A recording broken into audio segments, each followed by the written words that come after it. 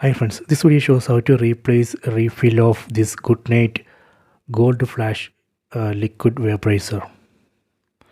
So first we need to remove this refill, so we can rotate this direction, anti-clockwise direction. Just rotate it.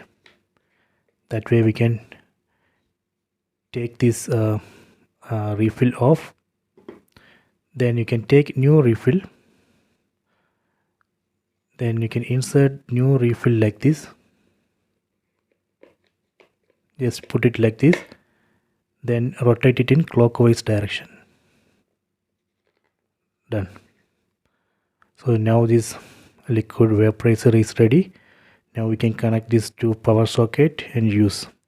So this way we can easily replace refill of this Goodnight Gold Flash liquid vaporizer.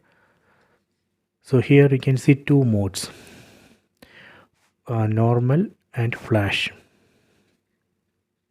Okay, in normal mode it will take time. If you use flash mode, every 4 hours it will produce visible vapors. Okay, so if you use flash mode, it will drain this refill very fast. So try to use normal mode. I hope you have enjoyed this video. Please subscribe this channel. Please like and share the video.